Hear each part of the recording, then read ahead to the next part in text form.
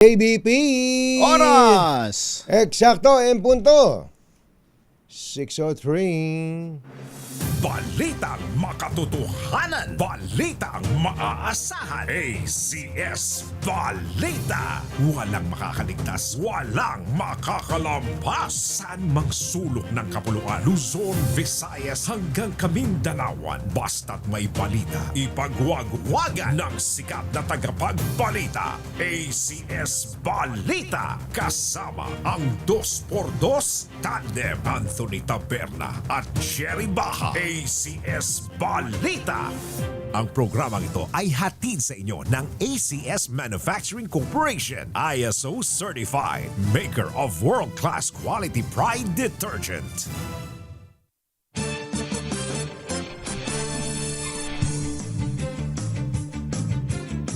Araw po ngayon ng Martes, 11/11, November 11, 2025.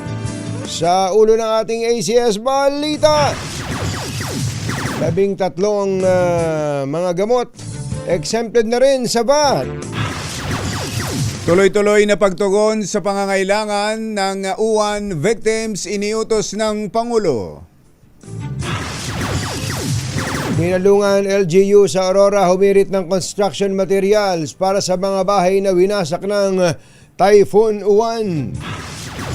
PNP magde-deploy ng 15,000 pulis sa 3 araw na INC rally.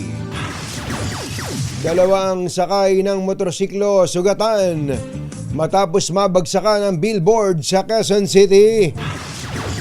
At misis nanganak sa evacuation center sa kasagsagan ng bagyo. Magandang umaga, Luzon, Visayas at Mindanao. Good morning, Philippines. Hello, world. Kami po ang inyong mga tagapagbalita. Ito po si Jerry Baha. Ito po naman si Anthony Taberna. At ito ang ACS Balita. ACS Good News. 13 pang mga gamot para sa cancer at diabetes ang nadagdag sa listahan ng mga exempted sa Value Added Tax o VAT. Dahil dito sinabi ng Food and Drugs Administration o FDA na umaabot na sa mahigit 2,000 ang mga gamot na VAT-free. Batay sa FDA advisory, 5 gamot para sa cancer at 8 gamot para sa diabetes ang idinagdag sa listahan ng health products na exempted sa VAT. Sinabi ng FDA na bahagi ito ng patuloy na pagsisikap ng pamahalaang Marcos na matiyak ang accessibility at abot kaya ang pangangailangang pangkalusugan. Iniutos ni Pangulong Bongbong Marcos ang tuloy-tuloy na response and relief operation sa mga sinalanta ng bagyong Uwan. Ayon kay Office of Civil Defense Deputy Administrator Assistant Secretary Rafi Alejandro, inalam ng Pangulo ang aktual na sitwasyon sa mga lugar at kinumusta rin ito ang kalagayan ng mga apektadong residente. Pinatututukan din anya ng Pangulo ang mabilis na power restoration, gayon din ang pagpapanumbalik ng sistema ng komunikasyon at supply ng tubig. Dagdag pa ni Alejandro, mahigpit din ang direktiba ng Pangulo na patuloy na i-monitor ang mga lubhang na apektuhang lugar. Utos po niya is for us to continue with our response and relief operations and continue monitoring itong mga pangangailangan ng ating mga local government units and then prioritize the immediate rehabilitation of damaged lifelines, no? So kaya nga napaka-importante na matapos kaagad itong rapid damage and needs assessment natin. Yan po si Rafi, Assistant Secretary Rafi Alejandro ng Office of Civil Defense. Alas 6:07 na ng umaga, naimbag bigat kada kayo amin na po, agring kayon, gising na. Nanawagan ng construction materials ang pamahalaan lokal ng Dinalungan, Aurora para sa mga bahay na winasak ng bagyong Uwan. Sa panayam ng DZRH, sinabi ni Dinalungan Mayor R.V. Vargas na lubha silang nangangailangan ng tulong ng mga materyales mula sa national government. Talagang kailangan sa isang barangay na nagrabehan dito sa barangay Abulig. So talagang kailangan namin ng tulong from national, lalo sa mga materyales. At kasi ang lokal na pamahalaan naman, kayang-kaya naman na ibigay yung sa food packs Dito po sa aming bayan, bilang punong bayan ng Bayan ng Dinalungan na talagang kami ang tinamaan ng mata ng bagyo. Kami po ay humihiling sa ating nasyonal, sa pangunguna ng ating Pangulo na si Pangulong Bongbong Marcos Jr. na humihingi po kami ng materyales na paggawa ng mga affected na mga household po sa mga kanilang kabahayan para lang sa ganun napakalaking tulong po na maibibigay po ng pamahalaan ng nasyonal para dito sa aming bayan sa mga affected na aming mga mamamayan na nangangailangan po ng tulong. Samantala, iniulat din ni Mayor na wala namang nasawi sa kanilang lugar at nagsimula na ring magsiuwian ang mga residenteng lumikas sa evacuation centers. Batay sa tala ng LGU, aabot sa 4,000 individual ang maagang inilikas bago pa man tumama ang bagyo. Alas 6:09 ang ating oras, maya pa ba kekongan mga kabalen, gising na ba kayo? Higit sa 15,000 tauhan ng PNP ang ide-deploy upang tiyakin ang seguridad sa ikinakasang rally ng Iglesia ni Cristo sa November 16 hanggang 18. Ayon kay Acting PNP Chief Lieutenant General Jose Melencio Nartates Jr. Si Junior? Ipakakalat ang mga pulis sa Rizal Park sa Maynila habang may nakadeploy rin na 1,000 tauhan ang Quezon City Police District para magbantay sa United People's Initiative Rally sa EDSA People Power Monument na inaasahang dadaluhan daw ng 300,000 katao. Nagkikipag-ugnayan na rin ang pulisya sa MMDA at lokal na pamahalaan ng Maynila at Quezon City upang maiwasan ang matinding traffic at matiyak ang kaayusan. Nauna rito ay nagdeklara naman si Manila Mayor Isko Moreno ng suspensyon ng klase sa lungsod sa nabanggit na petsa ng rally ng Iglesia ni Cristo. So yung Iglesia ni Cristo rally sa kwan talaga, sa Luneta. Sa Quirino Grandstand. Sa Quirino Grandstand. Yung iba, ano yung tago? May binanggit na United People's Initiative Rally, EDSA People Power Monument naman. Ayun, doon naman sa Quezon City yun, sa Quezon City. Yun. Alas 6:10 ng umaga. Diyos maray na aga sa Indogabos, mga Bicolano, mata na kamo, gising na. Sugatan ng 2 rider makaraang mabagsakan ng metal panel mula sa isang billboard sa Quezon City. Nako, ayon sa Quezon City Police District, bumagsak ang aluminum composite panel sa isang SUV at motor. Nako po. Habang nasa kahabaan ng Katipunan Avenue Southbound Service Road alas 9:10 kahapon ng umaga. Dahil sa impact, nagtamo ng minor injuries ang motorcycle rider. Gayun din ang kanyang sakay habang hindi naman nasugatan ng SUV driver. Git ng QCPD, hindi na maghahain ng formal na kaso ang mga biktima matapos makipag-areglo. Bunsod ng nangyaring insidente, pansamantalang isinara ang bahagi ng Katipunan Avenue Southbound Service Road mula sa Saverville Avenue patungo ng Aurora Boulevard.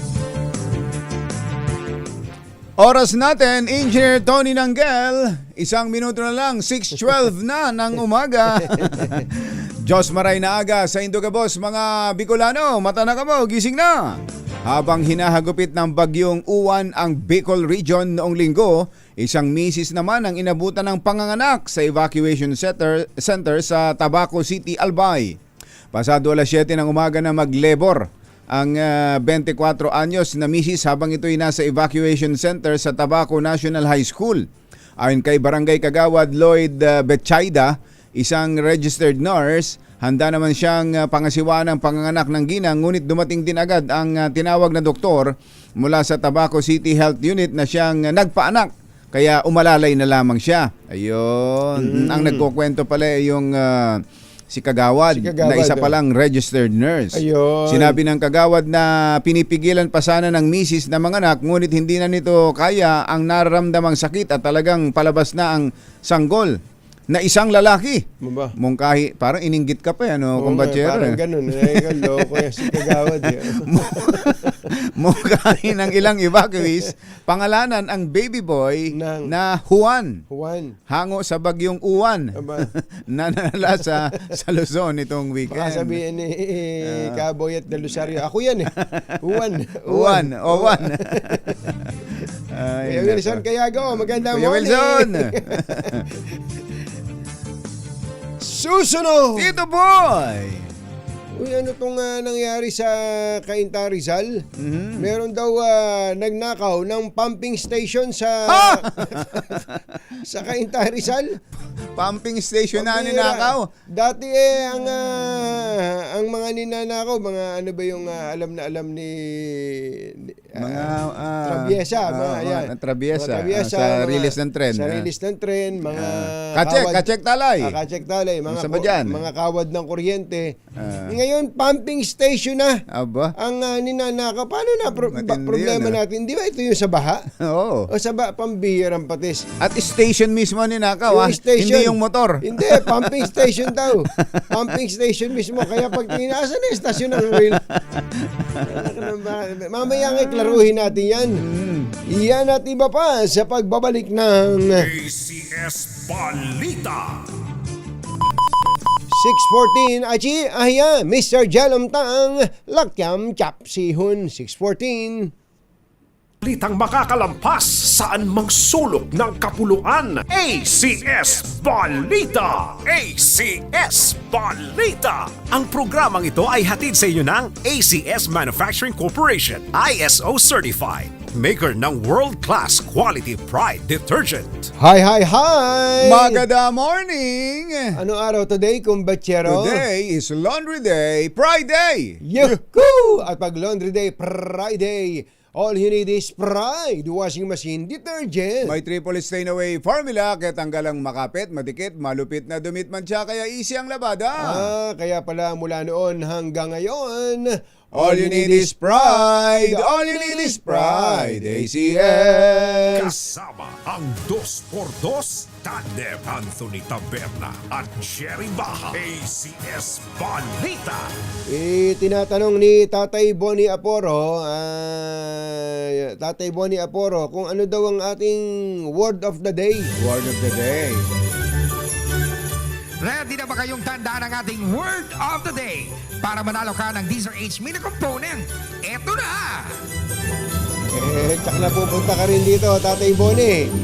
Ang word of the day natin ay luneta. Yan, Aha. luneta. Nung araw pa pasyalan talaga yung luneta. Oo. At may hotel na dyan. Oo, Luneta Park Hotel. Ayan. Oo. Maganda yung hotel na yan. Maganda, ano? maganda. Napuntahan nyo na po ba yan? Kapag ikaw ay nakaharap sa Carino Grandstand, dito ka sa Roas Boulevard, nasa kaliwa Nasa yun. kaliwa yan. Nasa kaliwa. Yung kanan, Manila Oo, Hotel eh. oo. Yung nasa kaliwa, ito yung Luneta Park Hotel. Napakagandang pag hotel. titingnan mo, parang mamahalin. Parang matatakot kang pumasok dahil sa ganda eh. Oo. Pero hindi pala kamahalan yan. Sabi ni Mr. Simon Paz. Mr. Simon Paz tsaka ni ni RD Jerry Asuncion. Bakit? Siya ba ang may-ari niyan? Sila. Oh, Aba, sila may-ari. Kaya kung pupunta po kayo ng Luneta, kung namamahalan kayo, halimbawa, namamahalan kayo sa ibang pupuntahan.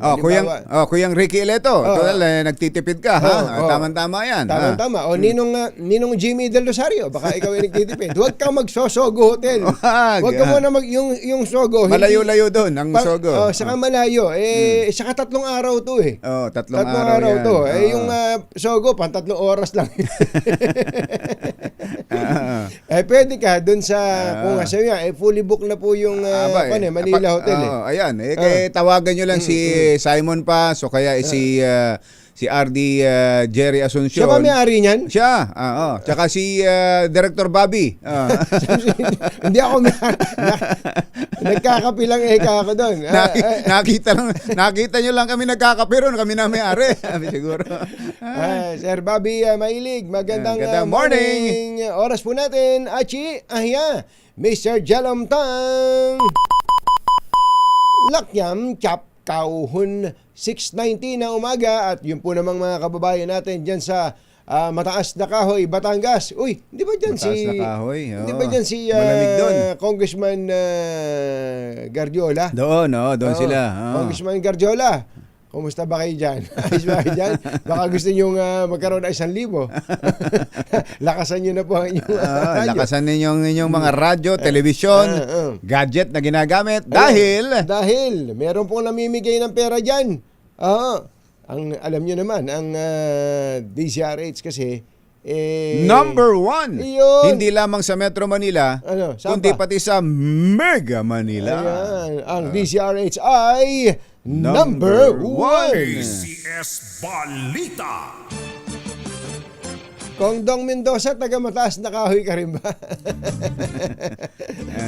Alam ko, may magkabarkada dyan si Congressman Edwin Garjola, saka si Jay Ilagan, magkabarkadang Jay malapit yun. Ilagan, oo. Kapag nagkita yun, magsusuntukan. Si Congressman Edwin Garjola, first term yan, ano? Hindi, second term second term ng kanilang party list CWS party list. Contractors, yun yung party list ng mga contractors. Yun. Ayan, Kung may question ho kayo, bakit? Naging Hindi, party hindi. list representative ang mga contractors. Oo. Sitahin nyo yung kongreso. At sitahin din ninyo ang Hindi, COMELEC. hindi daw contractor. Ano ba? Construction workers. Hindi ba contractors? Construction worker pala si Congressman Edwin Garjola. Siguro, siya yung pinaka Yung piyon. Foreman. Tapos, ang kinakatawan niya yung mga piyon, Ayan. mga mason. Panginoon kong buhay ito. Saan tayo napadpad. 6:21 ng umaga. Nag-alok po ng 300,000 pesos na pabuya si Cainta Rizal Mayor Keith Nieto para sa makapagbibigay ng impormasyon upang maaresto ang mga kawatan Aha. na nagnakaw sa pumping Pumping. station. Aba, tingnan mo nga yan. Oy, Kuyang Monilagan, baka naghahanap ka ng pagkakakitaan. Ito, meron palang reward dyan. 300,000 pumping station 300,000. sa Park Place, Cainta, Aha. sa kasagsagan ng Bagyong Uwan. Ayon sa alkalde, pinutol ng mga sospek Aha. ang steel matting Okay. at mga kable at tinangay ang lahat ng tanso. Oo. Naku, ang mahal kasi ng tanso Mahal ng ngayon tanso, oo. Ang lahat ng tanso na nagdulot ng aberya sa operasyon ng istasyon. So, hindi naman yung pumping station. Mother, hindi naman yung pumping station yung ninakaw. Kasi kapag sinayang pumping station, pati yung bubong Pati nun. yung bubong, hindi naman. Yung motor yan, yung Yung motor. motor, Kaya yung pump, kaya yung binanggit yung tanso, yun yung nasa yung yung yung umiikot eh. Yun yung winding ng ayan, ng motor. Bihira. Kinabahan naman ako eh. Baka pagdating doon, baka puntahan ni Kuya Elmer Ngoyan dahil lalagyan ng bubong ni Kuya Elmer Ngoyan. Agad na ipinatawag ng alkalde ang mga installer upang maisaayos at maibalik ang serbisyo sa lalong madaling panahon. Ipinahayag ni Mayor Nieto ang kanyang matinding pagkadismaya Aba, sa insidente. Panay siguro palatak ni Mayor. Parang siguro gano'n, no? At iniutos ang paglalagay ng 24 oras Aba, na seguridad sa lahat ng pumping stations sa bayan ng Cainta upang maiwasang maulit muli ang ganitong krimen. Lumagapak sa 40.5% ang foreign direct investment ng bansa nitong buwan ng Agosto. Sa datos ng Bangko Sentral ng Pilipinas, katumbas ito ng $494 million, mas mababa kumpara sa $830 million na FDI o Foreign Direct Investment net inflows ng bansa noong Agosto ng nakaraang taon o 2024. Medyo high level talks naman ito, kumbachero. Mula sa pagnanakaw ng pumping station, napunta tayo dito sa foreign direct investment. So, what's the status of our foreign direct investments? From $830 million last August of 2024, Okay. we have just registered a 494. A reduction of 40.5% of foreign direct investments. Well, really? Yeah. But why? I don't know. Mababa rin ito kumpara sa $1.2 billion na nakamit ng bansang foreign direct investment noong July 2025. Ayon sa World Bank, ang FDI ay ang net inflows ng mga investment mula sa foreign investors para magtagal ang pamamahala sa interes ng enterprise sa isang ekonomiya.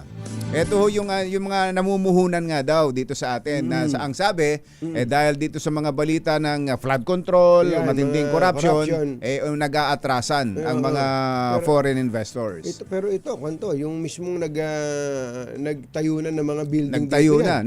na, kumbaga iba to sa stock market yung portfolio investments lang yun eh. ito talagang may dalang pera itong May mga to. dalang pera na nagpatayo ng building, nag-hire na ng mga tao, ganun yun, FDI siya. Kaya nga. Ganon ha. Malaki yan, malaki yung ibinawas Malaki, na yan, 40%. 40.5%. Dapat yan medyo nakakapanik na yan, kumbachero. Alas 6:25 na ng umaga. Malapit nang pumalo sa 39 million ang passenger traffic sa Ninoy Aquino International Airport. Base sa datos ng MIAA, Manila International Airport Authority, mula Enero hanggang Setyembre o sa loob ng 9 na buwan ng taon, umakyat na ng 4% ng kabuang passenger traffic sa 38.88 million. Ibig sabihin, malapit na nitong mapantayan ang record na 50.1 million noong 2024. Ayon sa MIAA, kapansin-pansin ang pagtaas ng domestic passengers ng 3% habang 5% naman sa international passengers. Positibo ang MIAA na maaabot o posibleng mahigitan pa ng NAIA ang record noong 2024 lalo pat papalapit na ang holiday season sa Disyembre. Alas 6:26 ang ating oras. Ay, sa ating mga motorista dyan na magpapakarga, nako Malungkot na balita. Late na kayo. Malungkot na balita. Nakapagtaas na ng gasolina. Magkano, Mother, ang oil price increase? Piso sa diesel, 50 sentimos sa gasolina. Ayan. Pero ang magandang balita mula sa Petron, sabi ni Boss Jomay, nag-price freeze ang Petron ng kanilang presyo ng gasolina at diesel sa mga lugar na lubhang naapektuhan ng bagyo. Ayan. Sa Cagayan, Isabela, Nueva Vizcaya, Albay, Camarines Sur, Ayan. Camarines Norte, Ayan. Sorsogon. Ayun. Yung mga lugar na yan ay hindi mo na mag-i-increase ang Petron sa linggong ito. Thank you sa Petron. Dapat ganon. Ang Caltex ba? Ang tawag dyan ay empathy. Empathy, pakikidalamhati at pakikiisa sa pagtulong. Ang Shell siguro at iba pang mga gasoline station, pwede nyong gawin din ito. At pati na rin ang Meralco. Nagtaas ang Meralco. Magtataas ito ngayon baka naman Manong Joe Saldariaga. Manong Joe, baka pwedeng i-postpone muna yan. I-postpone muna. Kahit doon sa mga naapektuhan lang ng kalamidad. Ayan. Kung saan yung covered ng state of national calamity. Buong bansa yan Buong bansa yan covered ng state of national nga calamity. Hindi, kahit dun lang sa mga grabing inaapektuhan. Lalo pa, wala namang kuryente. Doon sa mga lugar na yun, tas magtataas. Malaking bagay yun, kumbachero, kasi ang iniisip nga nila ngayon especially yung mga hardest hit. Kung paano itatayo yung bahay nilang nasira Kaya nga, yun, malaking tulong ho yan. At yun ang pagpapakita ng ating pag-aalala at pakikidalamhati sa mga labis na naapektuhan. Yes, sir. Mahigpit na binabantayan ng Department of Health ang posibleng outbreak naman ng waterborne diseases gaya ng leptospirosis at dengue, gayon din ang mga flu-like illnesses sa mga evacuation center sa Cagayan Valley. Sa kasalukuyan, nasa 10,200 families o katumbas ng 31,000 na individual ang nananatili sa mga evacuation sites sa 5 lalawigan ng Rihon dahil sa bagyong Uwan. Para maiwasan ang pagkalat ng sakit, namahagi ang regional DOH ng 2.4 million pesos na halaga ng medical aid, kabilang na ang 1 million peso halaga ng wash supplies at 1.4 million na halaga ng vitamins at mga gamot para sa mga common illnesses. Meron pa rin daw mga ilang barangay sa Cagayan ang lubog pa rin sa baha. Alamin natin ang balita mula kay RH25, Grace Sansano. Coming, Grace! Jerry, Katunying lalo pang nadagdagan ang mga kababayan nating nasa mga evacuation center dahil nga sa matinding pagbaha na nararanasan simula pa kahapon dito sa bahagi ng Cagayan. Matinding dumanas ng pagbaha ang bayan ng Tuaw, gayon din sa Piat, lalo at gayon din sa bahagi ng Alcala at maging ang Tuguegarao City. Halos nasa 15 mga bayan ngayon ang may mga insidente ng mga nasa evacuation center pa rin dahil nga kahapon persahang nagkaroon ng evacuation dahil nga sa matindi at mataas ng tubig na nararanasan. Bagamat sa ngayon ay nasa 11.7 ang water level ng Buntun Bridge, ito ay malapit na doon sa sinasabi nga na once na tumungtong sa 12 meters itong water elevation dito sa Buntun Bridge ay hindi na mapapadadaanan itong tulay na ito dahil sa ngayon nananatiling critical ang sitwasyon. Ang ibig sabihin nasa 3 metro na lamang 0.3 meters na lamang ang hinihintay bago ideklara na total closure yung bahagi ng Buntun Bridge. Tuloy-tuloy naman ang pagtulong ng local government units sa mga apektadong mga residente. At ang pamamagitan nga kahapon, mismong si dating Governor Manuel Mamba ay umikot dito sa mga apektadong lugar. At umalalay din ang provincial government, mismong si Governor Edgardo Aglipay ay nagtungo doon sa mga lugar, lalo na yung bahagi nga ng bayan ng Tuaw na unang sinapul mula sa Chico River na umapaw na. Nagtutulong-tulong din ngayon ang PNP, Philippine Coast Guard at ang Bureau of Fire Protection. Ang sinasabi ngayon dito, mayroon pa namang sapat silang mga relief goods. Pero dahil nga marami ring mga residente ang nasira ang mga bahay, isa ngayon sa mga pagtutuunan din ng pansin yan. Hindi pa rin ngayon ma-assess ang pinsala pagdating sa agrikultura dahil nga lubog pa nga sa tubig baha ang maraming lugar. Yan ang ating update. Ito si RH25, Grace Vera Sansano, una sa Pilipinas, una sa Pilipino. Naghatid sa kabuuan ng ating ACS Balita, ito po si Anthony Taberna. Ito po si Jerry Baha. Kasama ang 2x2 Tandem Anthony Taberna at Jerry Baha. ACS Balita. Balitang makatotohanan. Balitang maaasahan. ACS Balita. Ang programang ito ay hatid sa inyo ng ACS Manufacturing Corporation, ISO certified, maker ng world-class quality Pride detergent. This time check is Humahagupit, lumalatay na komentaryo sa Himpapawid. 2x2. Walang takot sa paghimay sa masalimuot na isyu ng bayan. 2x2. Humahataw na mga balita at impormasyon. 2x2. Ating damhin, ating lasapin ang hagupit na 2x2.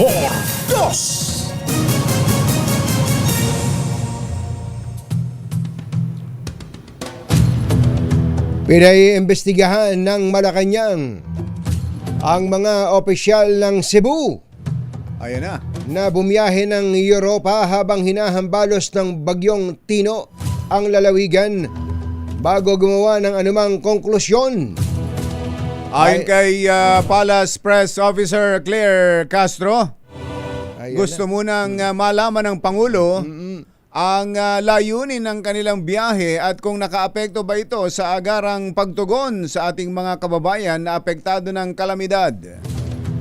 Pinag-aaralan naman ni DILG Secretary John Vic Remulla ang posibleng criminal at administrative sanctions laban sa 20 LGU executives na umalis pa rin ng bansa.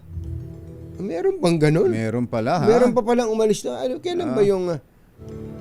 sa kabila ng travel ban na ipinatupad niya mula November 9, kailan yung November 9? Kamakalawa lang yun. Linggo lang yun Oo. Hanggang November 15, upang matiyak ang kanilang presensya sa ground sa panahon ng pananalasa ng magkasunod na bagyong Tino at Uwan.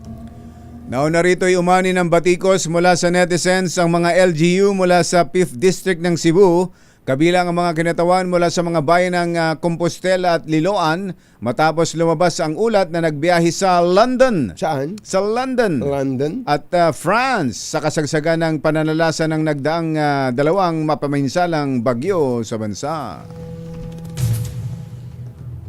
Isyu ng bayan, katotohanan, 2x2. Pag maitim ang balak, magtago ka na. 2x2, si Jerry at si Anthony. Narito na, 2x2, hahataw ng todo. Urado ka, 2x2, ang Andiyan na. katotohanan. Dala nila, 2x2, walang sinasamba pali. Maniwala ka, 2x2, hataw ng gusto, tol. Umasa ka, 2x2.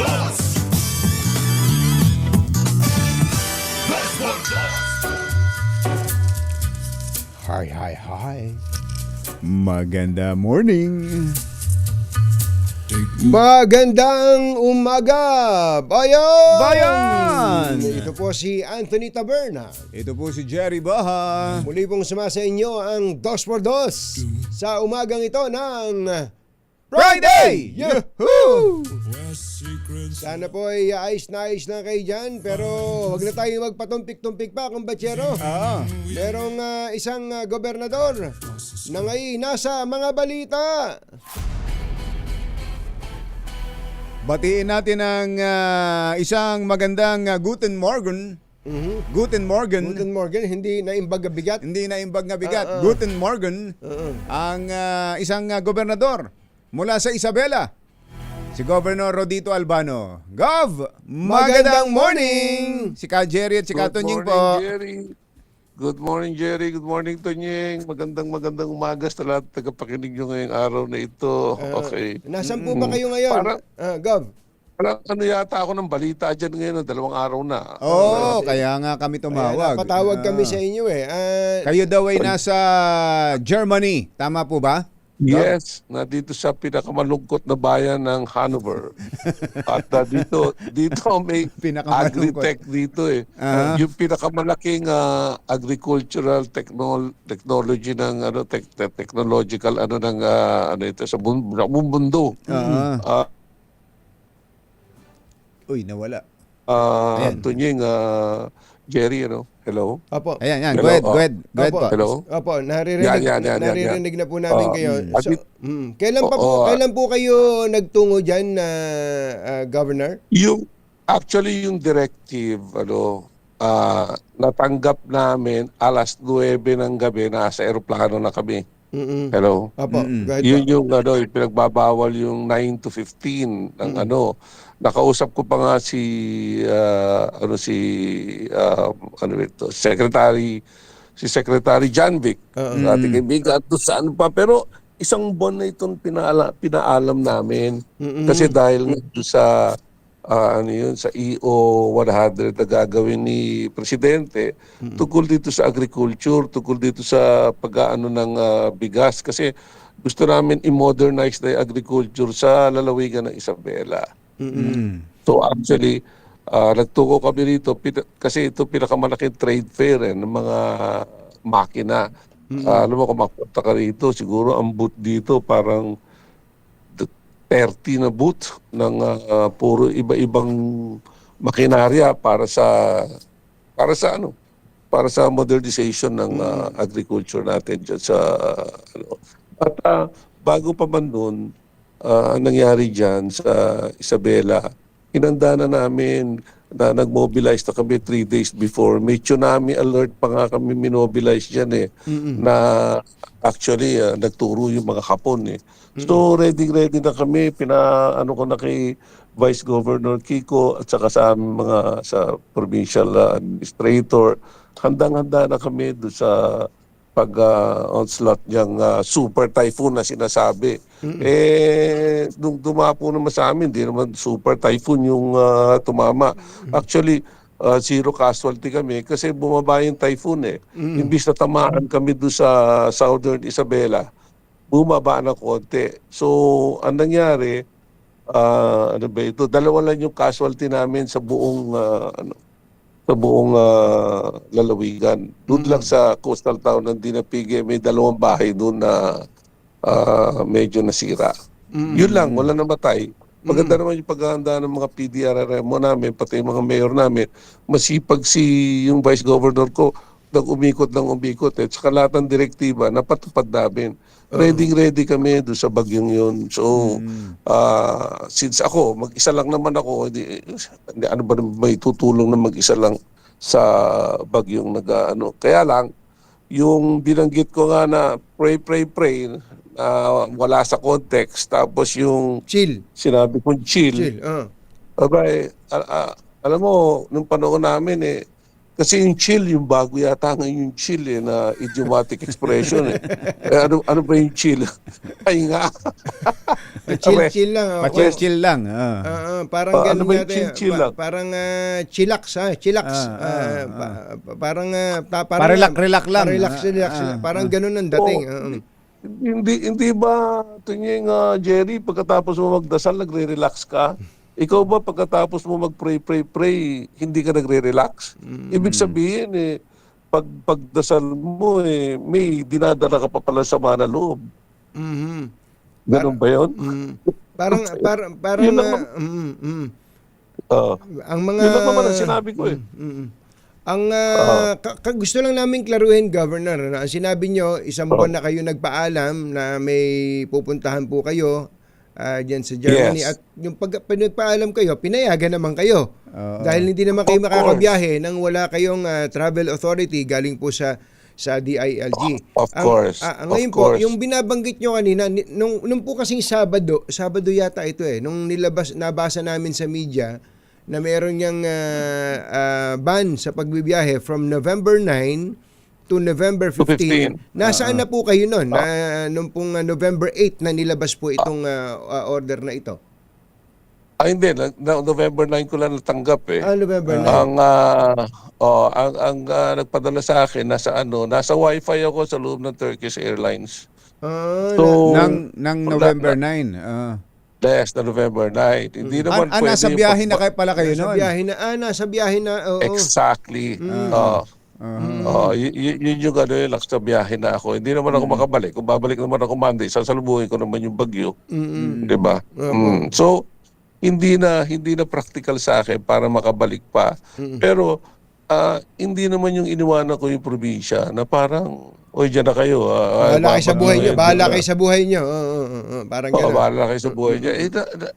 In place naman kami. Sabi ko nga, paulit-ulit ako doon sa interview ko. Nung una ako in-interview dyan ng Channel TV yata na in place na yan, naka-ready na kami, naka-proposition na lahat yung kumbaga, wala na kami, ang ano ko lang doon, yung para bang wala na kami magagawa kung meron pang kung mas malala pa. Kasi ang tanong, paano kung dadagsa yung maraming tubig, saka malakas na ulan. Basta in place na kami, wala na akong magagawa kung yung force of nature sobra na lakas, hindi ba? Hindi ko naman mapipigilan yun Hindi naman ako, yung ang very words ko nga, hindi naman ako nakagawa ng Noah's Ark para isa kay lahat ng tao dyan. Piso 3 araw na. Nagkausap po kayo ni Secretary nung nakabiyahe na po kayo? Nung nandiyan na po kayo? Yes, actually, yes. Ano pong napag-usapan po ninyo tungkol po dito sa... Sinabi ko, biyahe na ako, Secretary, okay lang. Tapos na yung tapos na yung travel order ko At saka ito yung ewan ko kung naksama ito, no? Ang tanong sa akin kasi, parang nung isang reporter, ang dami nang bumabati ko sa'yo kasi aalis ka. Sabi yung gano'n. Sabi ko, alam mo, hindi ako nagbabasa ng mga bati ko sa akin. Wala akong pakialam sa kanila. Ang pinalabas, wala akong pakialam sa probinsya ko, parang ganun ba yung pinalabas? Parang Hindi naman yata tama yun. Parang na-splice yung para pag sinabi ko, ba't naman ako walang pakialam sa probinsya ko eh. 3 beses na ako naging gobernador, wala naman ako kalaban. At saka ramdam na naman ng tao yung, alam mo na, yung pagmamahal natin sa kanila at pag-uunawa sa kanila. Ewan ko, misa-misa. O, tinan mo ngayon, doon sa dasal, Jerry, Anthony, o doon sa pagdadasal namin na hiningi ko, wala kaming casualty at saka medyo... Tsaka doon sa preparation, lumabas yung importante yung Exactly. preparation na sabi nyo in place naman at naiutos ninyo, nailatag ninyo bago kayo umalis. Pero sino ba kasama nyo sa biyahe, Gob? Marami kami dito yung team namin para doon sa...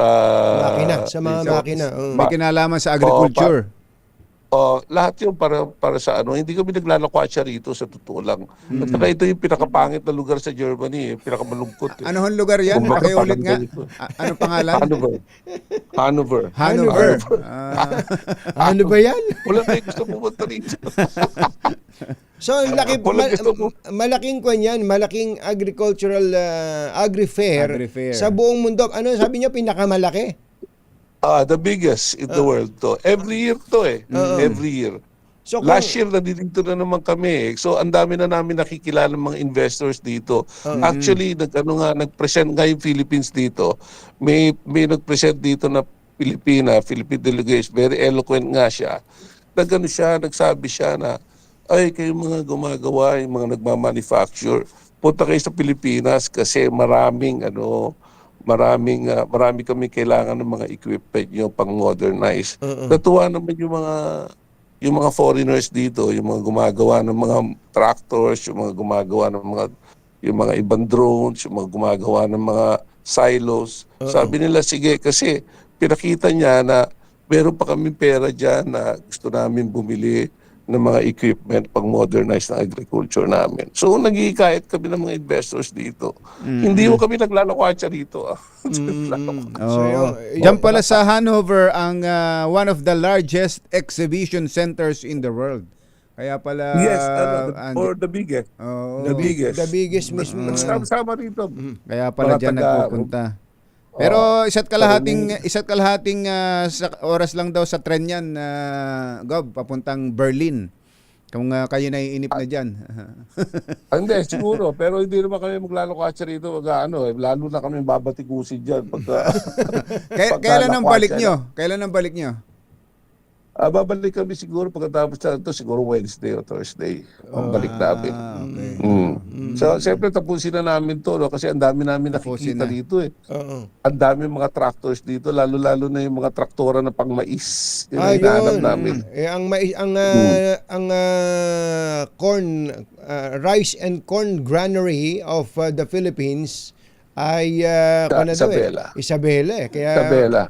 matindi. Kailangan talaga yan. So siguro kausapin niyo ang ating mga kababayan sa Isabela na baka ang may mga ang nabasa lang nila kayo Yes. walang pake Hello? o kaya naglalakwatsa lang kayo. Go ahead po, Governor, go ahead po. Kausapin niyo mga taga Isabela. Ako ba walang pake, Tunying? Kilala naman ako ng tao sa Isabela, di ba? 3 beses ako tumakbong gobernador, wala akong kalaban. Tapos isipin nila, wala akong paki sa kanila, excuse me. Di dapat kung wala akong paki sa kanila, sa 3 takbo ko doon, di sa pagmamayabang, sana may lumaban sa akin. Opo. Di ba? Sino ba gobernador dyan na 3 times na post? Okay. Opo. Di ako nagmamayabang Governor, baka may message po kayo sa mga taga Isabela. Go ahead po. Yeah, nakakayaan mo sabihin na naman. Sige po, huwag na kayo mahiya. Hindi, basta ako, ginagawa ko itong natin. Looking forward tayo, dapat proactive. Yung mga bagyo naman, darating naman din yan na taon-taon. Pero itong mga chance na ito, para makita natin, para makakuha tayo ng mga gamit, pang-angat sa kabuhayan ng ating mga mamamayan dyan para at least ma-modernize naman yung agriculture dyan sa lalawigan ng Isabela. Baka maging number 1 na kami sa rice pagkatapos nito na pag makakuha kami ng maraming dito, equipment dito. At least kasi number 2 kami sa Nueva Ecija. At least ngayon, Tunying, baka yung master plan ng, kasi lalabas na yung master plan ng JICA.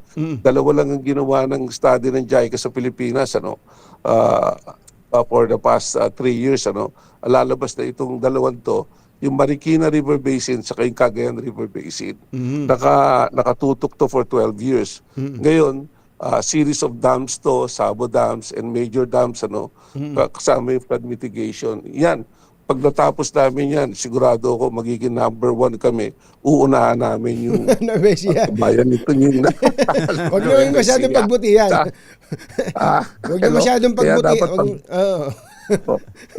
Pagbutihan din ni Oye dapat sumama si Oye dito sa akin para at least paspasan tayo. Pero hindi ba kayo natutuwa, Tunying, Jerry, for the past 3 to 4 months na pinagbawal ni PBBM yung pag-import ng rice, lumalabas ngayon medyo sufficient ang ating yung ating bigas. So baka sakali kung ma-extend pa itong walang importation ng 6 months for 1 year.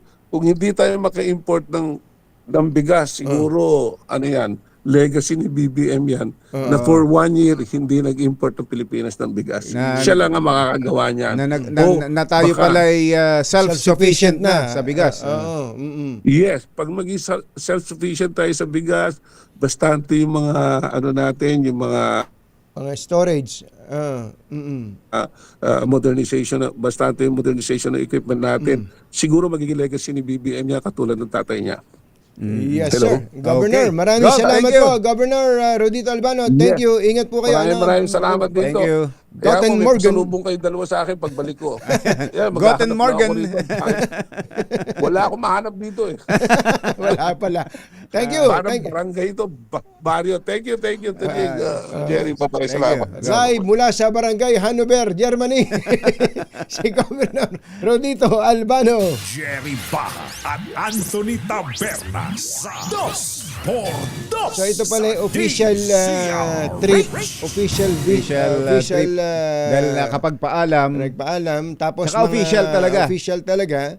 Tapos meron Kapag hindi ba official, pwede rin naman, di ba? pwede naman pagka nagpaalam, nakabakasyon ka, naka-leave ka. Nagbakasyon, nagpaalam. Pero ito ay official pa. Official. At may mga kasama siya mga official din ng agriculture sector doon sa Isabela. Ang kino-question sa kanya, ba't umalis pa siya gayong may bagyo na? May bagyo na. Yung pala, inabutan na siya, nakasakay na sa eroplano nung abutan nung memorandum. Saka isang buwan na pala ang nakakaraan nung siya nagpaalam at pinayagan. Ay, ganun talaga. Mahirap talaga maging governor. Talaga. Mahirap talaga maging taga-gobyerno eh.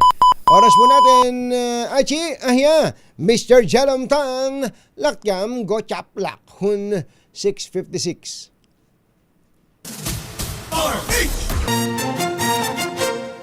Katonying at Ka-Jerry. Anthony Taberna, Jerry Baja, ang samahang pinatibay na ng panahon. 2x2.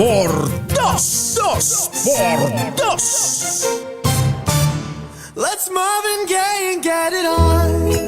Yeah! Chill lang! Chill lang. Chillax lang, ha? Nag-uusap kami ni Yuel dito eh. Si Yuel, isa ring mananampalataya ito, kumbachero. Sabi niya, yung tama siya dito ha. Yung sinabi ni Governor Rodito Albano kasi na pray and chill. Pagka narinig yun ng ibang mga especially mga Gen Z, ano ba naman yan? Itong governor na to, may bagyo, chill. Parang relax lang. Pero sabi nga ni Yuel, ang pagkakapaliwanag doon, pag nag-pray ka, humingi ka, panatag ka, wala ka ng pag-aalinlangan doon. Ayun. Kaya, chill ka na. chill ka na. Chill na. Kasi alam mong ibibigay sa'yo yung panalangin mo. Ganun ka ka-confident Ganun ka ka-confident. sa Kasi iyong pananampalataya. iba talaga to si Pastor Yuel. Pastor Yuel. Iba talaga to si Pastor. Pastor Yuel Reyes Zubel. Sabi naman ni Ara, tama. Sabi ni Ara natin. Naman si tama, Ara. Tama yun. Ayun. Hindi, pero sa totoo lang, kailangan natin ng maraming panalangin, mga kababayan. Napapansin nyo yung sitwasyon natin sa panahon ngayon. Ang dami nating problema sa alipunan, sa corruption, ang dami nating problema tungkol sa kahirapan, ang dami nating problema sa kalusugan. Pero dumarating pa ang nadadagdagan pa itong mga problema na to ng mga natural calamities. Nagkakasabay, man-made and natural calamities. Sobra po, sobra. Mabigat po talaga. Hindi po natin kayang solusyon ng mag-isa to. Pero meron tayong magagawa, yung share natin, pero yung ang pinaka-importante dito, kumbachero, talagang manalangin ka ng todo. Gagabayan din tayo kung ano gagawin natin. Marvin Gaye, Totoo you yan. get it on. Binabati po natin ang mga taga-lalawigan ng Cebu na yung marami dyan kumbachero. Ang bilis, ang Pilipino talaga ang galing. Ang bilis bumangon. Ay makakita ka ba na nakalubog pa sa bahay, nakangiti na? Talaga. Pangit lang na sabihin na ang mga Pilipino pumapayag na pinaglololoko ng mga politiko. Pero kanyo, katangian talaga yun, kumbachero. Yung bang nahihirapan ka na, nakakagawa ka pa ng paraan para sa isang maliit na bagay, meron sarili mo. meron kang nagagawa at napaliligaya mo ang sarili mo. Okay yun. Yun ang isa sa mga katangian ng mga Pilipino. Meron nga lang iba talaga na hindi makontento. Hindi talaga. Meron yung talagang ganun. Maganda na, meron ng ginawa ang kapwa nila, meron ng ginawa ang gobyerno. Ito ang tinutukoy natin ginawa, yung mabubuting ginawa. Meron ng sinabi na mabuti ang gobyerno. Ang gagawin ng maraming mga tao, marami pa rin to, hahanapan ng butas. Yung kulang ang hahanapin. Sabi nga hindi ba, glass half full, glass half empty. Yung half empty ang tinitingnan. Yun ang pinipili. Ang kulang ganito binigyan tayo ng pagkain. Wala pa rin tayong sausawan Ano ba naman yan? Nagbigay ng wala sausawan. May Jollibee na, may Jollibee, may Chicken Joy na, may McChicken Joy na. Ang ipinintas pa yung wala yung sausawan. Ano ba naman yan? Nagpadala ng pagkain dito. Wala sa susunod nga, wag na yung magpapadala. May mga ganun, di ba? Tapos sabihin mo, nagpadala ng kape. Ano ba yan? Wala man ng coffee mate.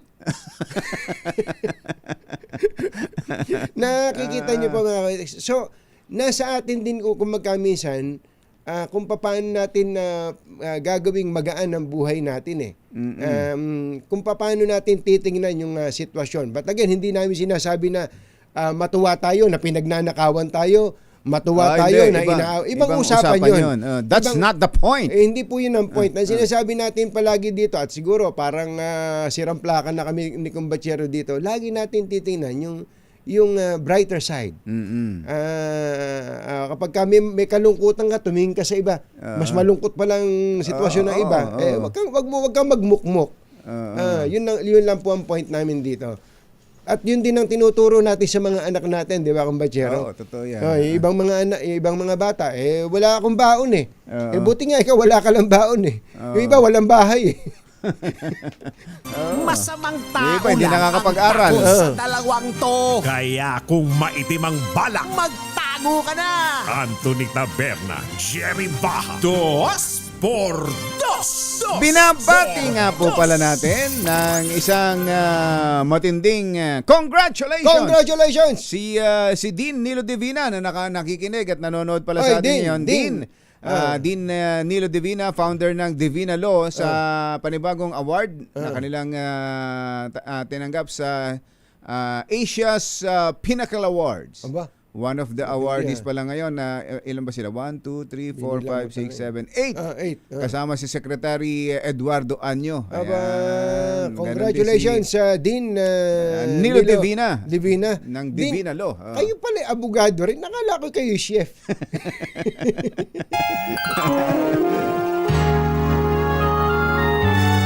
Kauna-unahan sa Pilipinas. Manila Broadcasting Company. DZRH, member, kapisanan ng mga broadcaster ng Pilipinas. Din, joke lang yun, ha? Joke lang. Meron kasing meron kasing commercial na naalala ko. May commercial sa yung Mother, wag mo na sisingilin sa akin to. Yung Kenny Rogers. Kenny Rogers sa Amerika, may isang matanda na dumating kumatsero. Kumain siya, tuwan-tuwa siya sa kinakain niya. Tapos dumating yung Kenny Rogers. Pinakilala sa kanya si Kenny Rogers. Sabi niya ito yung may-ari ng restaurant. Kenny Rogers. Sino ba siya? Siya magaling yung musik. You also sing. You also sing. Kasi nasarapan siya sa pagkain. Akala niya chef lang siya. Chef lang siya. Tapos you also sing. Etong si Dean, bukod sa abogado, chef nga rin talaga ito. Talaga. Hindi ka nagkamali doon. Siya yung nagluluto doon sa restaurant nila. May Michelin star nga yan eh. Yung si Aurora. Dean, Kenemen. Oras po natin, Achi, Mr. Jalamtang, Chityam, Kong, Chithun, 7:07 ng umaga. Balitang bagong-bago. Balitang dapat alam mo. Balitang magdadagdag ng talino. Dahil bagong impormasyon. Makibalita. Unang-una sa DZRH. Pangunahing balita. Kasama ang 2x2 tandem nina Anthony Taberna at Jerry Baha. Makinig.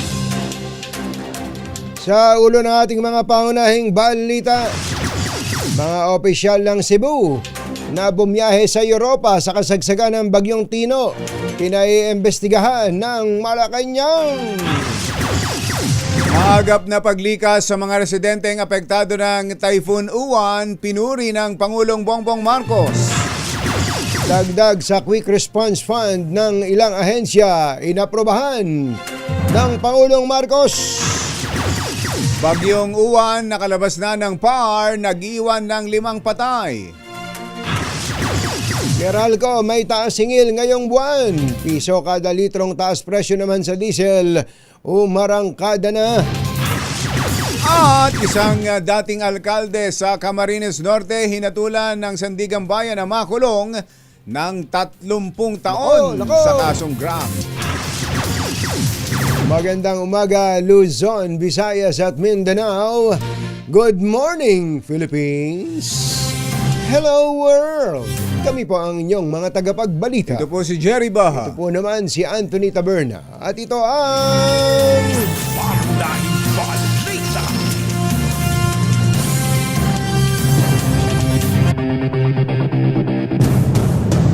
Bago lang tayo magbalita. Hey! It's the time of the year para mamigay ng malakasang pamasko! Dahil eto na ang DZRH Pasko Panalo Malakas Promo! May nanalo na! Si Congressman ba nanalo? Congressman Dong Mendoza, sana nagpunta ka doon. RH6, Sherwin Alvaro, may nanalo na. Sherwin! Go! Ka Jerry, magandang umaga, katuning ka Jerry, live mula sa Finland. Abang ganda. Finland lang yung text. Ang ganda naman ng pormahan. Finland ba yan o Switzerland? Hindi, parang Iceland eh. Ano yung sa Switzerland na... O Greenland? Port na may piano. Switzerland. Switzerland, crash landing on you. Ayun, oo, tama. Switzerland. Parang ganito yung itsura. Pero, ito literal na nakatungtong tayo sa tubig ng lawa ng Taal. Sa barangay Lumang Lipa, dito to sa Mataas na Kahoy, bayan ng Mataas na Kahoy, sa Batangas. Tingnan mo naman, ito naman yan. Ang ganda. Ganda ng paa mo, ha, in fairness, ha.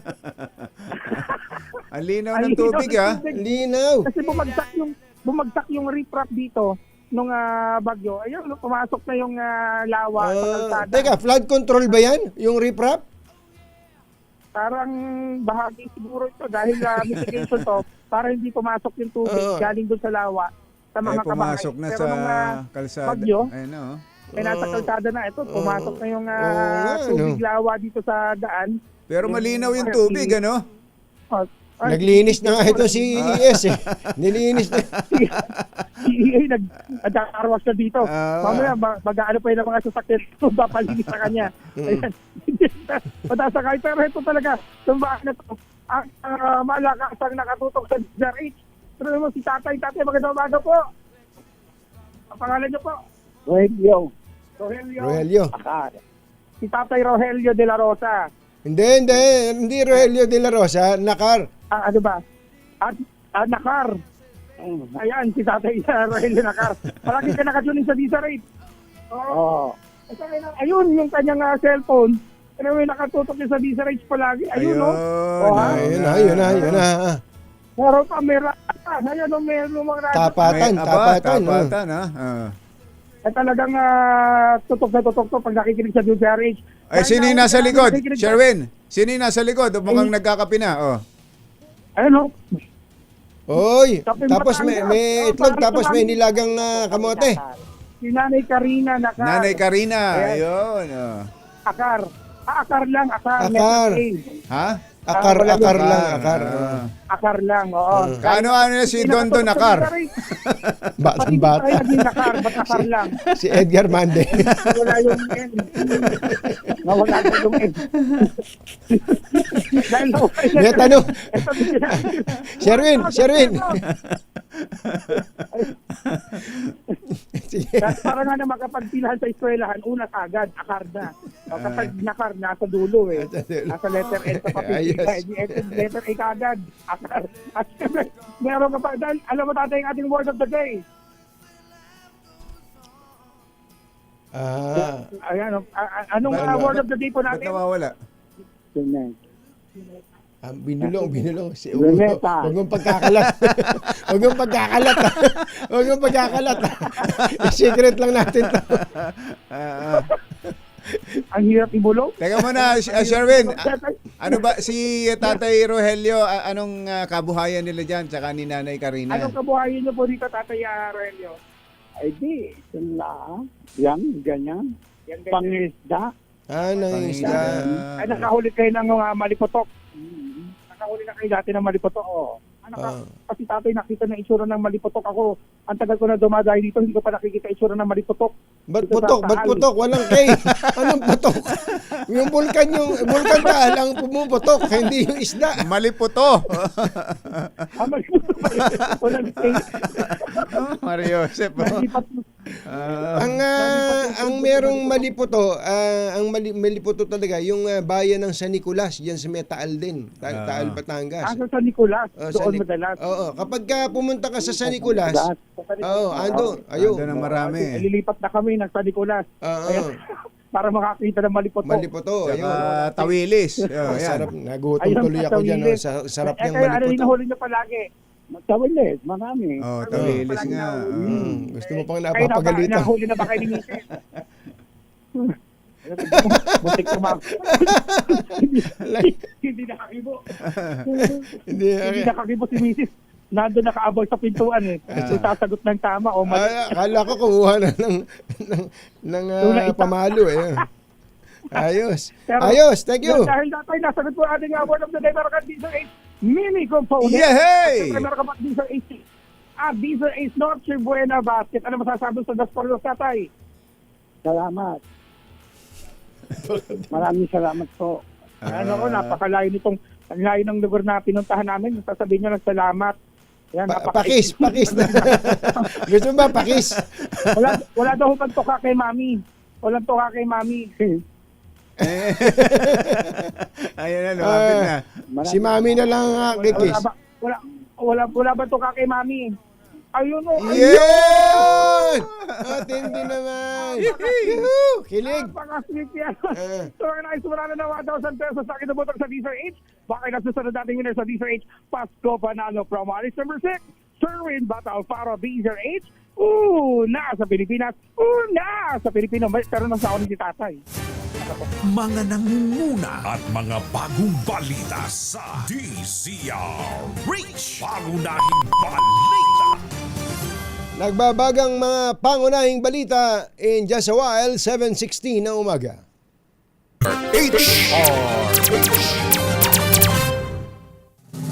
Anthony Taberna at Jerry Baha. DZRH. Pangunahing balita. Alas 7:22 na ng umaga, pinatawan ng hanggang 30 taong pagkakakulong ng Sandigan Bayan si dating Kapalonga Camarines Norte Mayor Sinandro Halgalado dahil sa 1.8 million pesos na halaga ng mga nawawalang gamot na binili noong 2012. Sa 77 pahinang desisyon, napatunayan ng Sandigan Bayan 7th Division na guilty si Halgalado sa kasong paglabag sa Anti-Graft and Corrupt Practices Act, malversation of public funds at falsification of public documents. Batay sa mga dokumento ng kaso, ang mga gamot ay binili ng lokal na pamahalaan ng Kapalonga para sa mga residente, ngunit natuklasang nawawala at walang maipakitang kaukulang dokumentasyon ng paggamit o distribution nito. Bukod sa pagkakakulong, naharap din si Halgalado sa perpetual disqualification sa paghawak ng anumang posisyon sa pamahalaan. Matapos ang sunod-sunod na pananalasan ng mga bagyong Tino at Uwan, may panibagong taas presyo naman sa produktong petrolyo at singil sa kuryente ng Meralco. Sa abiso ng mga kumpanya ng langis, epektibo ngayong araw ang pisong dagdag presyo sa kada litro ng diesel, 50 sentimos sa gasolina, habang wala namang paggalaw sa gaas o kerosene dahil sa proklamasyon ng state of calamity. Samantala, mahigit sa 15 centavos per kilowatt hour ang magiging dagdag singil sa kuryente ng Meralco ngayong Nobyembre, katumbas ng 30 pesos na dagdag sa bill ng mga kumukonsumo ng 200 kilowatts per hour.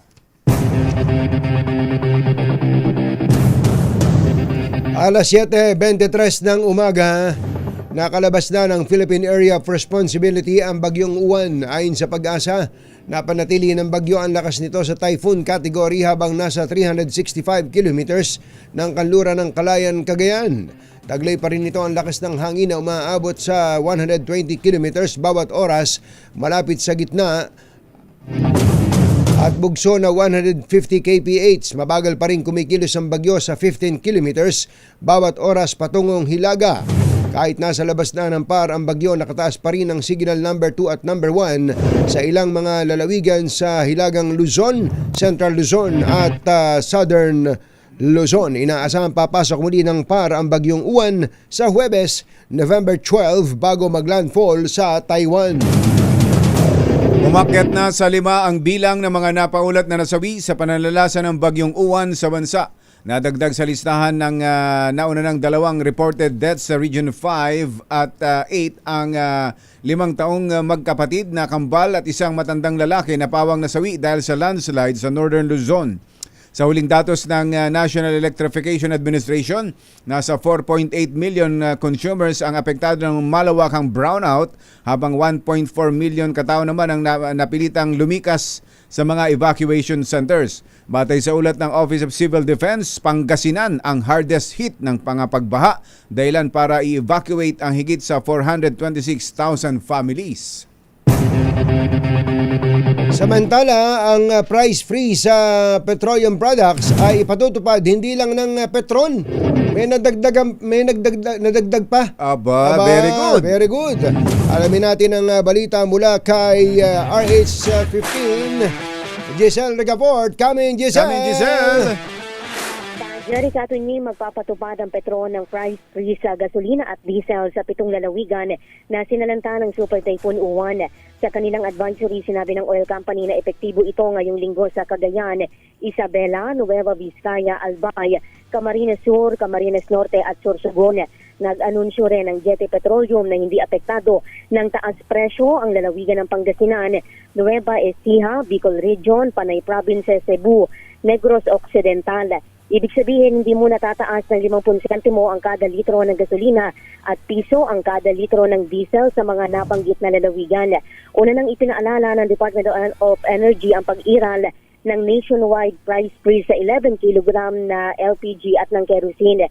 Epektibo naman ito mula November 7 hanggang 21, kasunod ng deklarasyong National State of Calamity salig sa Proclamation number 1077 ni Pangulong Bongbong Marcos. Sa bagong report ng Kagawaran ng Enerhiya, nananatiling sapat at matatag daw ang fuel supply at isa lamang mula sa 34 na mga import terminal sa Luzon ang hindi operational sa ngayon. Ito si Giselle Ricafort para sa DZRH, una sa Pilipinas, una sa Pilipino. Thank you, Giselle. Pangunahing balita. Magkakasa na investigasyon ang pamahalaan kaugnay ng mga local executive na bumiyahe abroad sa kabila ng travel restriction na ipinatupad ng DILG bilang paghahanda sa Bagyong Uwan. Ayon kay Palace Press Officer Claire Castro, kailangan munang alamin kung ano ang totoo nilang pakay sa naturang mga biyahe at kung nakaapekto ito sa pagtugon sa kalamidad ng kanilang mga nasasakupan. Matatandaang naglabas ng kautusan ng DILG para sa pansamantalang suspensyon ng official leaves at foreign travels ng local officials ng typhoon hit areas para tutukan ng pagtugon sa pinsala ng Bagyong Tino at ang paghahanda sa Bagyong Uwan. Una nang sinabi ni DILG Secretary John Vic Rimulya na maging epektibo ang naturang direktiba hanggang sa November 15. Pero merong isang gobernador na bibiyahe na sana, hindi tumuloy. Kahit wala pang ban. Kahit wala pang ban doon sa na ipinapalabas si Secretary John Vic. Baka naman dahil hindi na makaalis dahil baha. Hindi, wala pa nun eh. Wala pa. Wala pa nun, hindi talaga bumiyahe. Kausapin natin siya. Si Pangasinan Governor Ramon Monmon Guico. Governor, magandang morning. Si Katunying po at saka si Ka Jerry. Gandang umaga, Katunying, Ka Jerry. Apo, Gov. Gandang umaga sa inyo. Opo, Governor, unahin lang po muna natin yung kaugnay ng balitang binasa namin. Hindi ba may biyahe sana kayo? Hindi pala kayo tumuloy? Meron sana, nakaplano na yon na matagal. Pero dahil nga ito, super typhoon to, siyempre it's our responsibility to stay in our province. Kailan sana alis ninyo at sanang punta? Dapat sa 8 ng Nobyembre, Sabado. papuntang Japan. Yeah, oo. Pero sabi ko sa asawa ko, ikaw na ang mag-represent sa akin. So siya ka nag-rebook sa akin para I could stay in the province.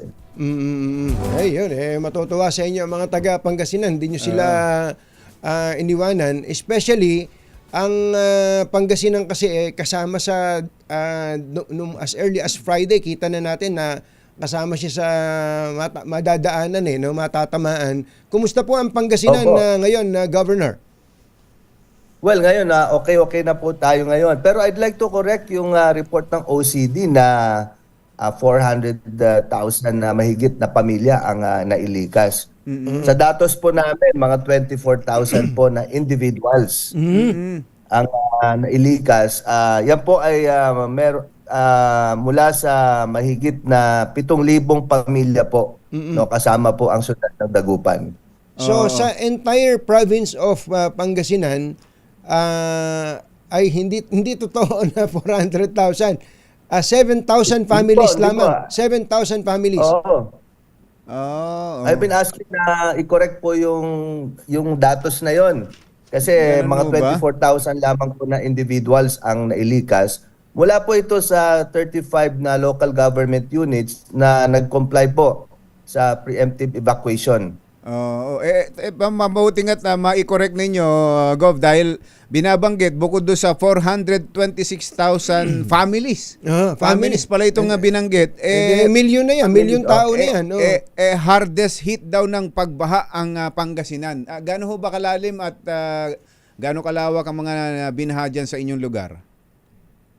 Well, ang mga pinakatinamaan po dito ay yung mga nasa coastal towns na nasa northern part of the province, kasi po yung direction po ng ng hangin ng bagyo mula po sa Lingayen Gulf. Yun po yung talagang tinamaan because number one, they are in the low-lying areas. Ito po yung mga bayan ng Lingayen, ng Binmaley, ng siyudad ng Dagupan at bayan ng San Fabian. Sila po yung tinamaan. Yung mga nasa western part po sa District 1 po namin ay tinamaan pero hindi po sila nasa low-lying areas. Yung geography po nila medyo mas mas favorable po dito sa nangyari. Kasi storm surge ho talaga eh. Storm surge plus strong winds, no? Tapos, nasabayan pa ng high tide. Yun po yung mga ingredients para mapalala yung sitwasyon nitong bagyong Uwan. So hindi naman ho ganun ka grabe o ganun kataas ang baha na inabot? Dito po sa mga coastal towns, talagang tumaas po yung tubig dahil nasabay po yung high tide. Pero panandalian lang po yun. Nag-recede sila po kaagad, no? Nung umaga na nung I think it was Monday. Dahil mabilis din naman nga eh. Na nawala Mabilis din po, ang ulan. So hindi ho ganun kalaki ang damages diyan sa inyong probinsya, Gov? Meron po kaming partial assessment Please, ng damages. go ahead po. Ito po, pagdating po sa infra, mga 68 million ang damage. At saka pagdating sa agri, ito po yung medyo malaki. Although ang report po sa atin ay 70 to 80% na ng palay and corn na harvest na. Pero pag titignan po natin, 418 million pa rin po yung damages sa agrikultura. Malaki. Oo. At pagdating sa mga bahay naman po, ay meron parang mga 3,000 no, na partially damaged at mahigit 300 ang totally damaged. Ito ay partial lamang po, no? As of 5 a.m. po ito na update po sa atin ngayong araw na. Meron po kayong casualty, Governor? Yun ang maganda po, no? Wala pong reported casualty. Ang laking bagay in talaga spite of, pagka tayo ay maagang naghanda, nag-prepare. Preparasyon. Malaking bagay po kasi yung mga ayaw pa, talagang pinersa po namin. Nagkaroon na po kami ng forced evacuation eh. So nakapaghanda kami, no? Nakapaghanda kami at I commend all the LGUs, all the DRRMOs at ganun din ang ating mga kababayan na alam na nila ang kanilang gagawin, lilikas na po sa mga evacuation centers para po sila ay maging ligtas. So ngayon po ba may mga tao pa sa evacuation centers? Andun pa sila? Meron pa, pero ngayon pong araw na ito, malamang sa malamang po ay uuwi na rin po sila. Doon po sa mga na-damage, partially damaged, o kaya yung buong bayang nasira, ano pong assistance natin doon? Humingi po tayo sa mga national agencies para sa mga food assistance. Ang mga kailangan po ngayon na food assistance, non-food, at especially po itong mga repair kits po ng mga bahay. So I think that will take some more time, but we will look into sa amin pong mga budget at kakayahan at ganun din po sa LGU. Pagtutulong-tulungan po natin para maayos lang po yung kanilang tirahan. Sa mga kumpon, nabanggit yung infrastructure, yung 68 million na yan, ano po ba yan? Mga kalsada, mga tulay, ganun? O mga building? Mga ganun po, opo. Mga building, kalsada, tulay, usually po. Teka ho muna, yun bang biyahe sana ninyo official o bakasyon? Hindi po official yun. Personal po sana. Oo. At gastos nyo yun, ha? Sariling gastos. Opo, gastos po namin. Oo. Opo. Matagal na. Nakapag-hinayo pero obligasyon po natin ang maiwan. Tama yun. Siguro, mukhang hindi pa kayo makakaalis. Pag uwi ni Mrs., hindi kayo pwedeng bumiyahin ng kayo lang naman. Pero siguro magpaplano kami. Sabi ko na lang sa kanya, mag-honeymoon na lang tayo ulit. Ayun naman. Ganun sana. Opo, Governor, maraming salamat po sa oras. Magandang umaga po. Thank you, Gov. Thank you, Jerry. Maraming salamat. Maraming salamat po. Si Governor Monmon Guico, yung kanya naman pala ay personal na biyahe. At nirebook na lang niya yung kanya. Kaya lang, yung message niya tumuloy. Siya naiwan. Pangunahing balita. So, 0 casualty sa Pangasinan. Yung mga taga-OCD, yung mga taga-NDRRMC, baka pwedeng i-correct ninyo yun, ha? Hindi raw ganun karami ang evacuees nila. Ano ba nakalagay dun sa report ng OCD? Itong binasa kong sinulat ni Ara ay 426,000 families. Times 5 lang yan. Di 1 million tao na yan. Kaya nga nung pala, ang actual nila ay 7,000 families Nasa ilan yung binanggit niya? 24,000? 24,000 individuals. Yun. Mga nangunguna at mga bagong balita sa DZRH. Pangunahing balita. O, ikaw naman. Tuloy ba? Tuloy natin. Samantala, pinuri naman ni Pangulong Bongbong Marcos sa mga local government units, first responders at mga volunteer dahil sa mabilis at maagap na preemptive evacuation na nakatulong upang mabawasan ang pinsala at bilang ng mga nasawi. Kasunod ito ng report ng Office of the Civil Defense na ang preemptive evacuation efforts para sa halos kalahating milyong pamilya ay malaking kabawasan sa mga nasawi. Ginawa ng Pangulong pahayag sa isang briefing sa Mandaluyong matapos manalasa ang Typhoon Uwan na nag-iwan ng 5 casualties. I think we were a little bit lucky that Uwan moved very quickly. Hindi tumagal sa atin and moved very quickly across Luzon and is continuing hopefully to move very quickly. And so now we just have to deal with the after effects of Typhoon Uwan, which is, of course, once again, continuing to support our evacuees, continuing to have medical teams available to them so that they can be checked out, make sure that everything they need is given to them. Si Pangulong Bongbong Marcos.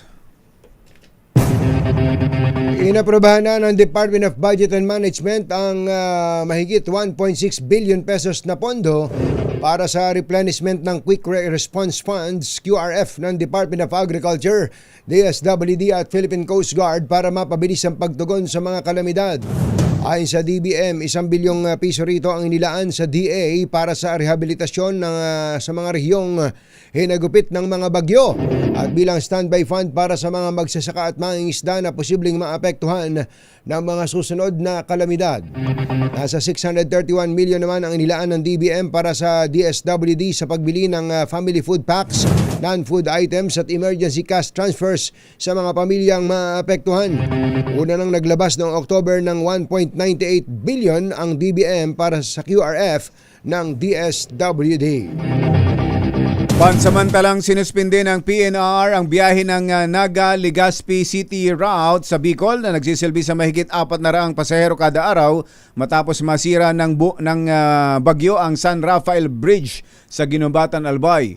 Inatasan ni Transportation Secretary Giovanni Lopez ang PNR na magsagawa ng assessment at pagkukumpuni sa tulay na nagdurugtong sa San Rafael at Maipon sa Ginubatan matapos itong mawasak ng bagyong Uwan noong linggo. Bilang tugon, sinabi ni Engineer Giovanni Miranda, General Manager ng PNR, may iba pang factor silang tinitingnan kung bakit tumagilid ang tulay bukod sa Typhoon Uwan at ito'y ginagawang flood control project sa lugar. Aba. Target ng PNR na matapos sa loob ng 1 buwan ang pagsasaayos ng nasabing tulay ng tren. Bukod sa baha, mayroon din kaming tinitingnan ng bagay na yung area na yon mayroong ginagawang flood control. So yung contractor na flood control, ninalaliman nila yung ilog doon. This past week yata sabi ng mga ibang residente doon, hinukay dyan sa tabi dyan, yung tabi ng column na yan, nilaliman. Kaya yung ilalim niya, yung kanyang parang pinaka-footings niya, ay nag-expose na, lumabas na. So most probably dahil umano yung bagyo, so nagkaroon din ng scouring sa lupa doon dahil exposed na yung pinakailalim niya. Yun ay isang reason pa na kung bakit yun ay nag-tilt. Kung siguro hindi nagalaw yun, hindi na-expose yung pinaka footings noon sa ilalim noon, ay mas maaari na. Oo. Kung makapagsasalita lang ang flood control, sabihin, ako na naman. Meron nga palang bagong discovery ngayon kung bakit namatay si Lapu-Lapu. Dahil sa flood control. Lahat na lang, Susunod! Tito Boy! Sino tong actress na super silosa pala? Sabi ni Kuya Boy Fabian. Ipaparinig niyo pa ba sa amin yan? 1 linggo na yan Sino tong actress na super silosa pala? Pinatatanggal sa dingding ng kanilang bahay ang painting ng isang actress. Oo nga. Noong nagsasama pa sila ng aktor. Yan at iba pa sa pagbabalik ng Pangunahing balita. 7:41. This time check is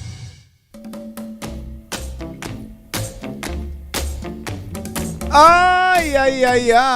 Uy, siya nga pala itong mga Zumba ladies dyan sa meron lang Zumba bells? Ipinababati kong batsero. Itong Zumba ladies, K1 Zumba ladies at K1 Snipers Group. Aba, sina Henry and Christy Domino. Binabati si Mr. Robert Earl Ferrer sa kanyang pagkakahalal muli bilang presidente ng PhilHomes 2 Homeowners Association. Aba, congratulations!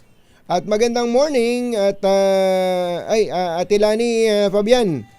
Oo, pati daw siya naaawa na sa flood control dahil siya lagi ang may kasalanan. Hindi, wag na kayo maawa kay flood control. Parang kumanta na lang si Freddy Aguilar. Ako ang nakikita, ako ang nasisisi, ako ang laging may kasalanan.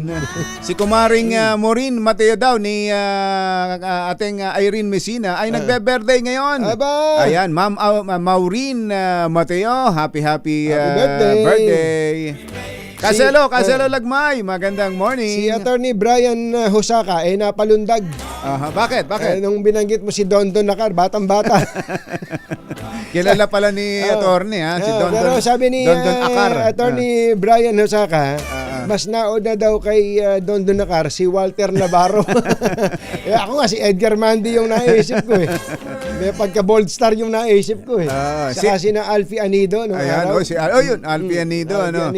Si ating Catherine Belmes, nag-birthday pala, kailan ba ito? Ngayon mismo. November 11. Ating Catherine Belmes, ito ang may bahay ni Pablo Belmes Jr., ang may-ari ng Arms Corps. Matindi. At siya pala may-ari ng Arms Corps. Siya. At magandang morning at happy Metsari sa aking misis. Uy, Metsari alam mo na, lahat na lang ng sari itong misis ko eh. Okay lang tayo nagkita. Nung kakong November 11, 11/11. Sa 7-Eleven. Sa 7-Eleven.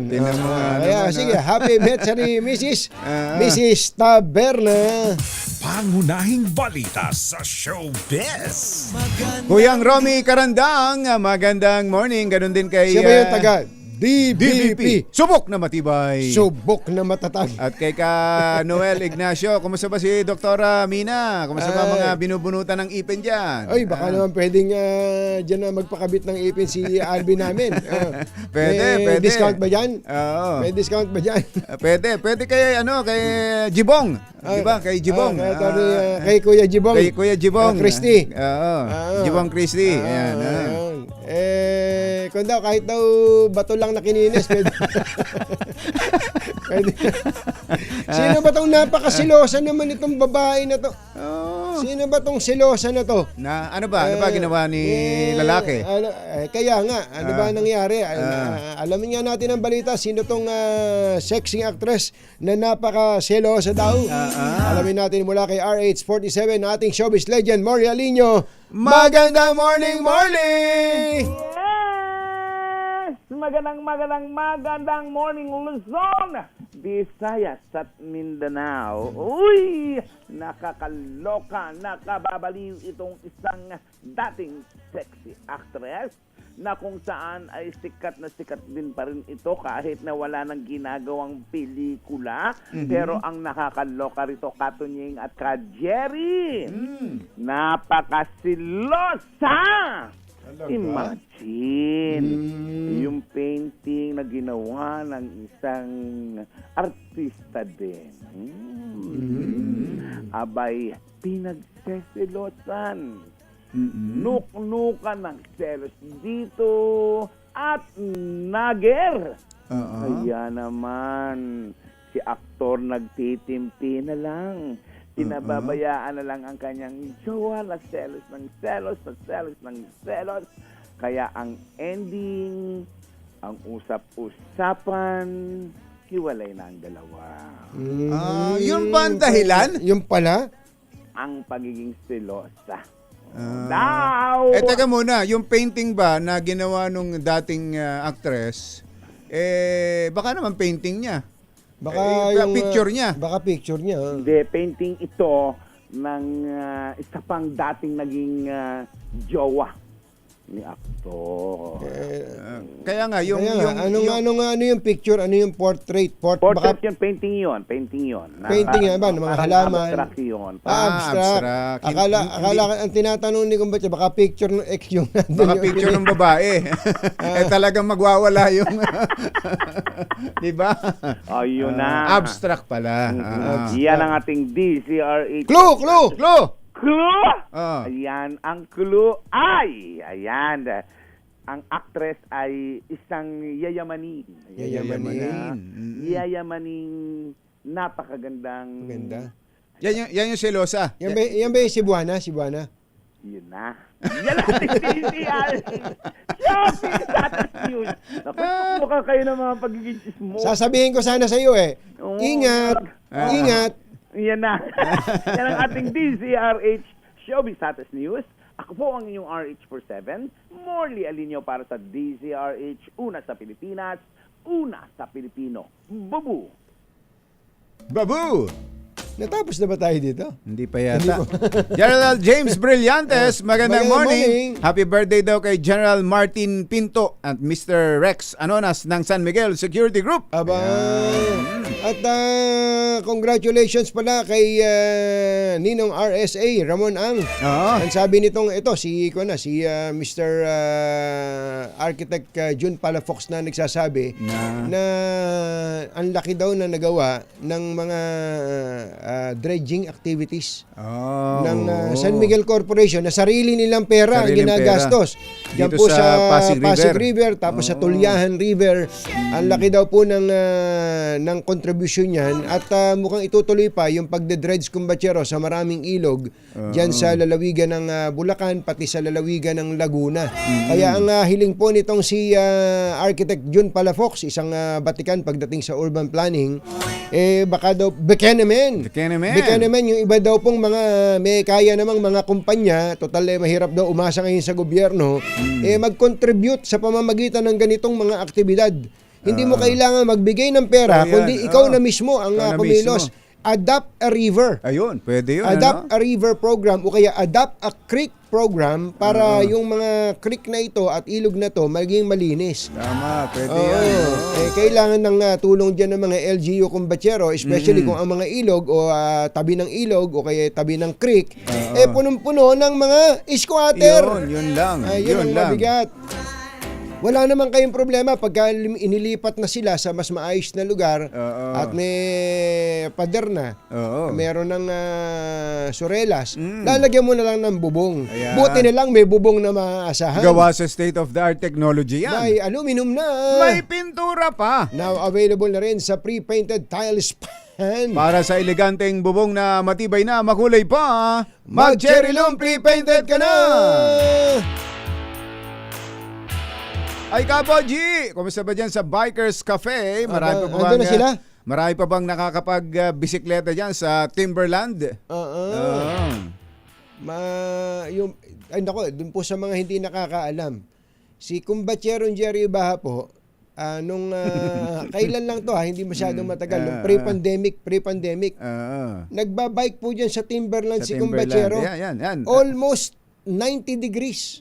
Almost, alam nyo ba yung 90 degrees? Right angle. Ganito po yun right angle. Ito po yun.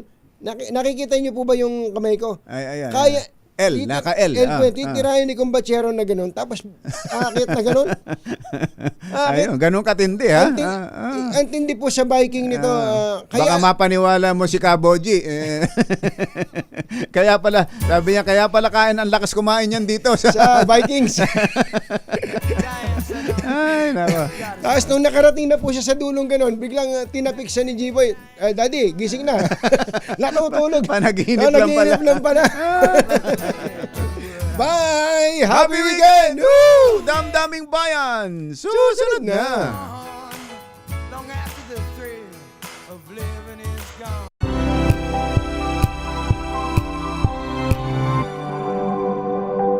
Sa loob ng 86 na taon, DZRH ang naging kaagapay ng mga Pilipino sa balita, sa serbisyo at sa bawat kwento. 86 na taon ng tiwala at sa mga darating pang taon, mas pinalakas at mas pinagtibay para sa Pilipino. DZRH. Una sa Pilipinas, una sa Pilipino. Serbisyong tapat sa'yo, DZRH.